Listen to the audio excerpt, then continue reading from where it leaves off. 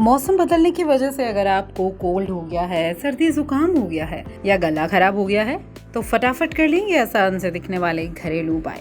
अदरक को पीसकर इसका एक पेस्ट बना लें और इसमें हींग मिलाकर आप इसे खा लें। आप चाहें तो गुनगुना पानी भी ट्राई कर सकते हैं। 1 गिलास पानी को गर्म कर लें, फिर इसमें काला नमक मिलाकर कई बार गरारे करें। पानी को गर्म उतना ही करें जितना आप सह सकें। शहद के साथ मुलैठी पाउडर को अच्छी तरह से मिक्स कर लें। जब आप खाना खाने बैठें तो आप इस मिक्सचर को जरूर खा लें। ऐसे न सिर्फ आपकी सूखी खांसी ठीक होगी बल्कि अगर पेट में भी कोई प्रॉब्लम है तो उससे भी छुटकारा मिलेगा। कुछ नहीं कर सकते तो सबसे आसान कर लें भाई, गर्म दूध पी लें। 1 गिलास दूध को गर्म करें, इसमें आप शहद डालें, धीरे धीरे इसे सिप सिप करके पिए।